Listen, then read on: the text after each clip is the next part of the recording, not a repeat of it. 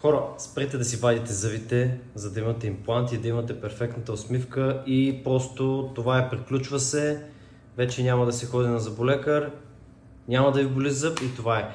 Не, това е грешно. Това е грешен подход и не знам защо зъболекари позволяват това нещо, защото аз лично не бих позволил такова нещо.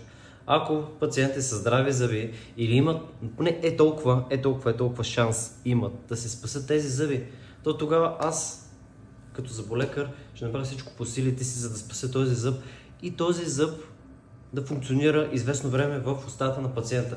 Защото зъбите, те са в една цялостна система в коста, те се кръвоснабдяват, те се иннервират, те са нещото, което всъщност е добре да имате във вашата уста, защото изкуственият зъб, той предава натоварването върху вашата кост.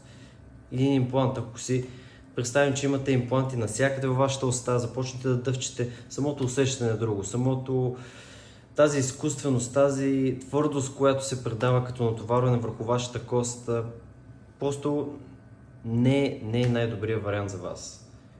Да, лечението с импланти е добър вариант, добра алтернатива, но на един по-напреднал етап, когато вие нямате зъби. Тогава да. Но, моля ви, не прибягвайте за една красота да си лишите от вашите зъби. Най-хубавото нещо, което вие имате, това са вашите зъби.